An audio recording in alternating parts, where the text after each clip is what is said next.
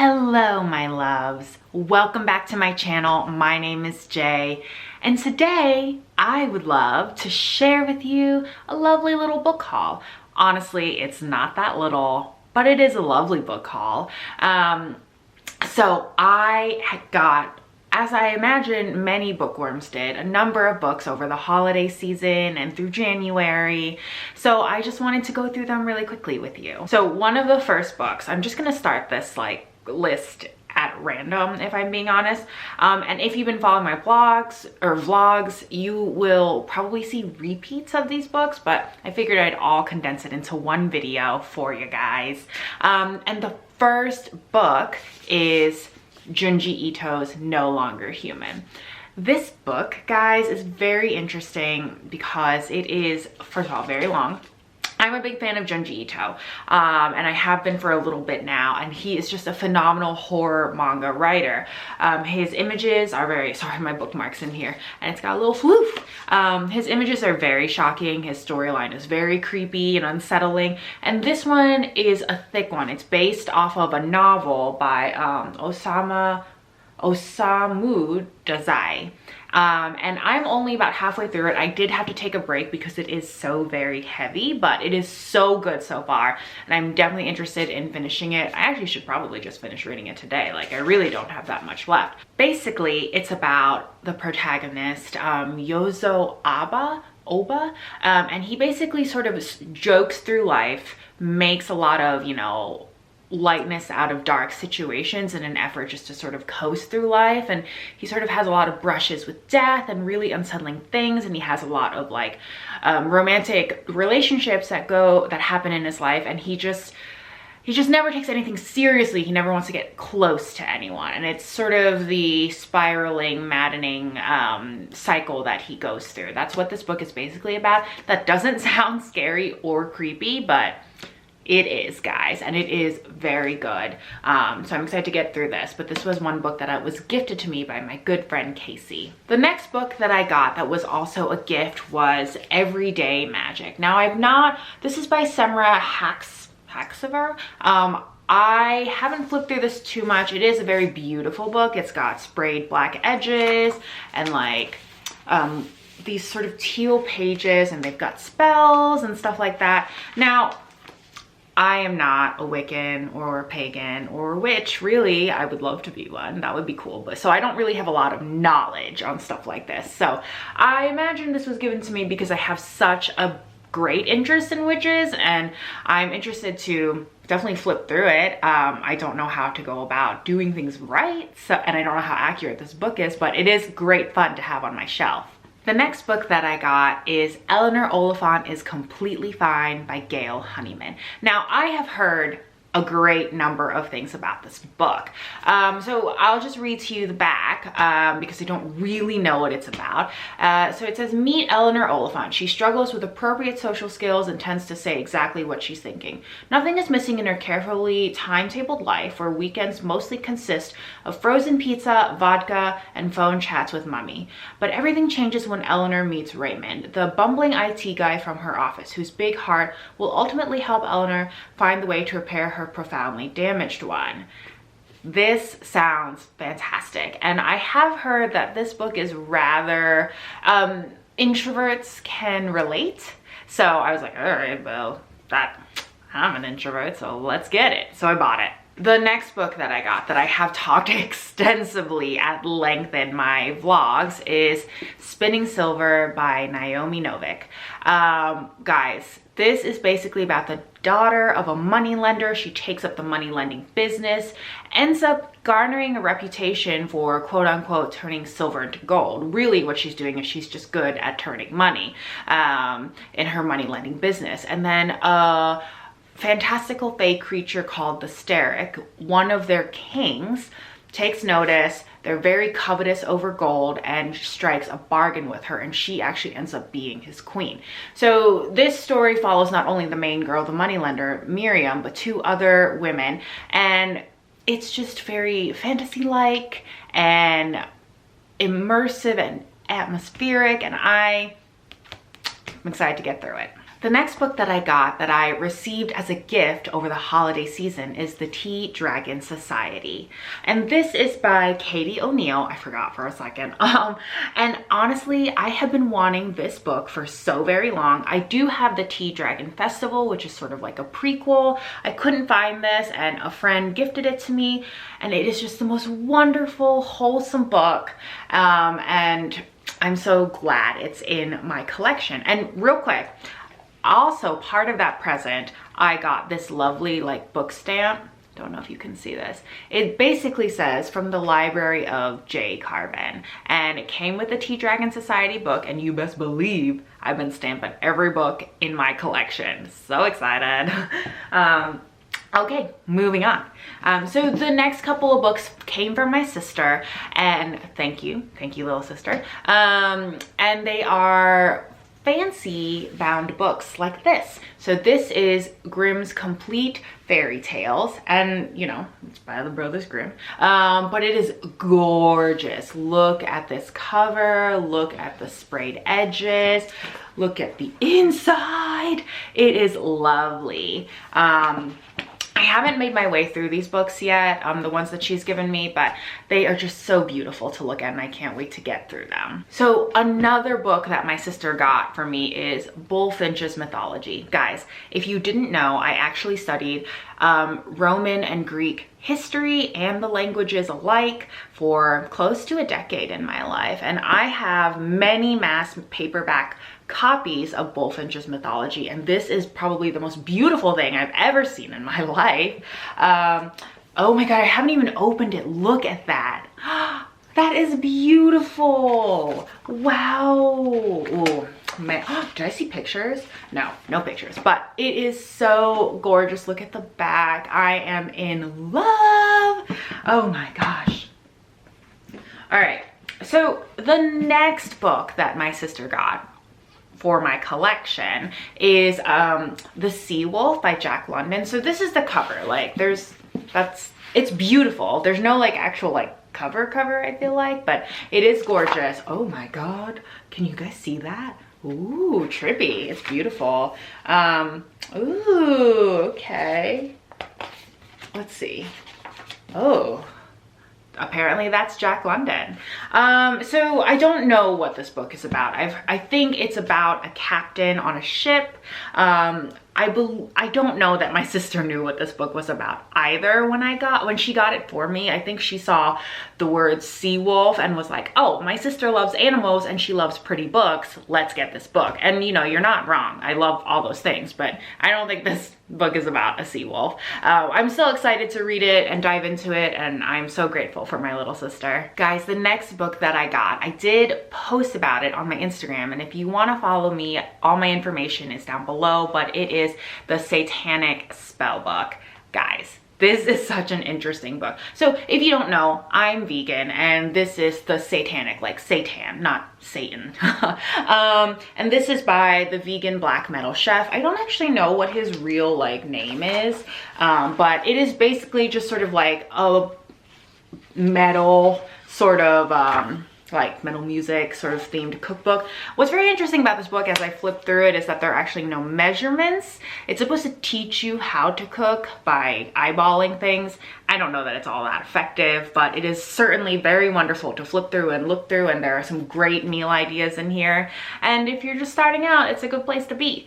Yeah, I enjoy this. A friend gave this to me and it is just great fun. The next book that I got over the month of January is The Thief by Megan Whalen Turner. Now, I found this at a used bookstore and I couldn't pass it up because it was very affordable, probably $5, less than $5.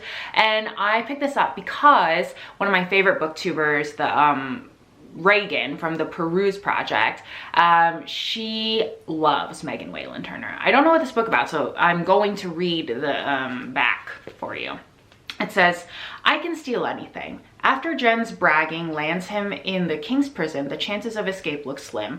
Then the king's scholar, the magus, needs the thief's skills for a seemingly impossible task, to steal a hidden treasure from another land. To the magus, Jen is just a tool. But Jen is a trickster and a survivor with a plan of his own. Apparently it's very good. I've heard Reagan talk about this, so I'm interested to read it. Okay, so the next book that I got is Jonathan Strange and Mr. Norrell, right? I got that right? It's by Susanna Clarke. And so I've heard that this is sort of like, it's been described as Jane Austen and Wizards because this is sort of a Regency era sort of book. Now I'll read you the back just because, again, I don't really know what it's about. Susanna Clarke's brilliant first novel is an utterly compelling epic tale of 19th century England and the two very different magicians who, as teacher and pupil, and then rivals, emerged to change its history. In the year 1806, in the throes of the Napoleonic Wars, most people believed magic to be dead in England, until the reclusive Mr. Norrell of Hertford Abbey reveals his powers and becomes a celebrity overnight. Soon, another practicing magician emerges, the young, handsome, and daring Jonathan Strange. He becomes Norrell's student, and the two join forces in the war against France. But as Strange is increasingly drawn to the wildest, most perilous forms of magic, he risks sacrificing not only his partnership with Norrell, but everything else that he holds dear. Wow, that sounds amazing. I really haven't had like a moment to even like look up what this book is about because it's been recommended to me so highly, so urgently by my book friend Irina, and I'm excited to start it. I have a couple books in front of it, but it looks, she a thick one. So I'm excited. The next book that I got is Serafina by Rachel Hartman. Now, this is another book that I don't know much about, but also seems right up my alley because dragons, guys. So Serafina is half dragon, descended from a dragon mother who took human form and a father who has no particular fondness for Serafina's kind. Not that anyone else does either. Hers is a world where dragons and humans live and work side by side, but below the surface, tensions and hostilities are on the rise. Serafina guards her true nature with all of her being, but when a member of the royal family is brutally murdered, she's suddenly thrust into the spotlight, drawn into the investigation alongside the dangerously perceptive Prince Lucian, or Lucian. Probably Lucian. As the two uncover a sinister plot to destroy the wavering peace of the kingdom, Serafina's struggles to protect her secret becomes increasingly difficult, and its discovery could mean her very life. So this is a book, another book that I heard about on the Peruse Project by Reagan, and also another friend had talked about it, and I was like, you know what, I'm into dragons, we're picking it up. The next book that I got is The Library of the Unwritten by A.J. Heckwith. Now, this is her debut novel. I think it came out a couple years ago. And I got this as a book club pick. I have talked about this in length in my vlogs. I haven't gone through it, as you can tell, but it's basically about an undead librarian in a section of hell that houses all of the unwritten stories, whether the authors are alive or not alive any longer. And so that's sort of where we start off. A book escapes and she sort of puts together a ragtag team to retrieve the book and bring it back to hell. I'm interested to get through it. I had to put it down to finish spinning silver, and we'll eventually finish it, but it sounds interesting. It started off great. Guys, the next book that I got is just beautiful. This is Starsight. This is by Brandon Sanderson. Now, this is the sequel to his book Skyward, which if you follow my vlogs, I have also talked about extensively because I absolutely loved Skyward. It is phenomenal. If you have not read Skyward, it is so good. So I don't want to get into what this is about because it might spoil anyone who hasn't read Skyward. So the first book of this series is basically about a young girl named Spensa. Her father is a branded coward, and she joins flight school because she's passionate about flying in space, and she wants to clear her father's name and bring her family out from the rubble of their reputation. And so she just the book sort of details her time through flight school and all the struggle she goes through, and then the enemy that her society is fighting called the Krell. And this is the second installment, and I'm so excited to read it because the first was so good. Okay, so in all transparency, the next book is not mine. It was borrowed, but if I love it, I'm probably going to buy it off my neighbor who lent it to me. This is The Boneless Mercies. Now, this is by April Genevieve Tuchok. to choke. I don't know. Okay, so I don't know much about this except that there are witches. So Frey yearns for a life worthy of saga and song, but she is a boneless mercy, a member of an ancient female sect that has survived the rising and falling of kingdoms. Mercies are death traders, doomed to roam Vorsland, killing the old and the sick for meager pay. Their methods are quiet, even merciful, yet wherever their work leads them, their daggers inspire unease. Frey and her band of mercies, Ovi, Runa, and Juniper, are weary of the death trade and dream of a bigger life. So when Frey hears that a beast is slaughtering people in a northern Jarldom, she decides that slaying the creatures is the Mercy's chance at fame and fortune, even if it means that they must align with the reclusive sea witches and face the ruthless Cut Queen of the Red Willow Marsh. Their success or failure might change the fate of women everywhere. This sounds amazing. Also, I hadn't realized there was a Cut Queen. In the show Penny Dreadful, there is a character called the Cut Wife, and she's basically like a witch that lives out in the moors of England and helps with abortions. So I wonder if that has any sort of relation. I don't know. So those are all the books that I got through late December all the way through January. Quite a prodigious stack. See, this is my hand resting on the stack of books. Quite a lot over the few weeks. Now I did want to discuss what my title suggests, which is I'm breaking up with book boxes. I have decided to sort of do away with my OwlCrate box, and I've decided that I'm probably not going to sign up for any other box to replace it. I had mentioned in my New Year's sort of resolutions and goals that I wanted to be more sustainable and more mindful about my purchases and just how I'm living my life. And while I absolutely love OwlCrate and the idea of book boxes like Fairy Loot, OwlCrate, FayCrate, is FayCrate a thing? Yeah, I think I didn't make that up. But while I love those, my recent OwlCrate box just sort of had me wondering if I really need to be spending $40 every month on a gamble of a book, and then trinkets that I love all of them. I love all the trinkets, but I don't have a use for all of them. So there's all just this sort of stuff in my house that I don't know what to do with. For example, I received this in the last OwlCrate box, and it's got a quote from one of my favorite books. It says, "You've got words in your soul." And this is from Nevernight, or God's Grave. I think it's from Nevernight by Jae Carbon. And I absolutely love that book. But it's a little trinket box, and it's got 4 little compartments here. And I just don't know what to do with it. And when I opened this out of the box with a number of different things, I just looked at it and was like, what am I doing with all this stuff? And also, I wasn't terribly pleased with the book last month.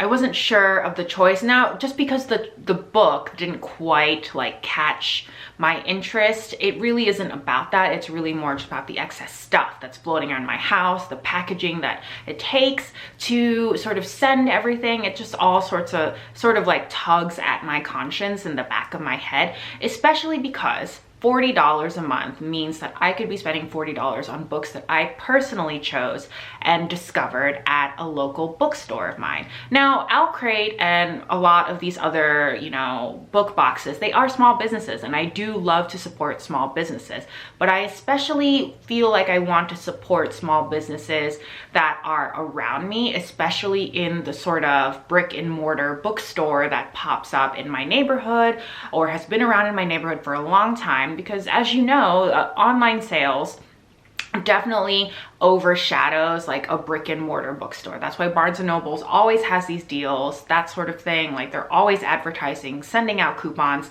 And the smaller independent booksellers that are around me, they probably can't afford to do that. They need to sell these books at full price. And while some people cringe at the idea of paying full price for a book, in my mind now, in the state that I'm at in my life, it feels like it's worth it to me to invest that money back into my community. Now, I should say that I am at a privileged point in my life. I have a certain amount of sort of disposable income that I can spend on books, and I recognize that. Not everyone can spend full price, you know, books, or spend for full price books. Like, that's just not a reality. And that wasn't a reality for me until recently. I was a solid Amazon buyer and used bookstore buyer. So I want to make sure that no one feels attacked. But that's sort of the reason why you'll probably not be seeing any more OwlCrate unboxings on my channel. This is the point I'm getting at. This applies to you in the sense that I will not be unboxing any more OwlCrate books or boxes, and I will probably not have any more huge hauls from places like Book Outlet or Book Depository or anything like that. Not for a while. Now, I'm not limiting myself to this sort of, you know, idea. If I want to purchase from Book Outlet or Book Depository, or I want to purchase a standalone book box from OwlCrate or OwlCrate, yeah, I'm gonna do it because I do what I want with my life. But I am trying to be more conscious, so I am trying to go to these independent bookstores that are around me and spend my money consciously and wisely there. Also, it'll maybe, perhaps, dwindle the amount of books that are being added to my TBR list, my TBR shelves at this point. And, you know, because if I spend more money on books, I maybe will be less inclined to keep constantly just consuming and buying them, so I can actually catch up and read these books that I have in my house. I know. This is a rambling, crazy mess. I hope you understand what I'm trying to say. And again, I hope none of you feel like I'm coming at you for your like money spending habits. I'm not. Just trying to share with you where I'm at in my mind, in my book nerd space, because this is a safe space. Anyway, guys, I hope you enjoyed this video. I hope you enjoyed this haul. Let me know down in the comments if you own any of these books that I hauled, and if you love them or hated them or whatever it is. And don't forget to hit that notification bell so you always know when I've got good things coming to you. Bye, y'all.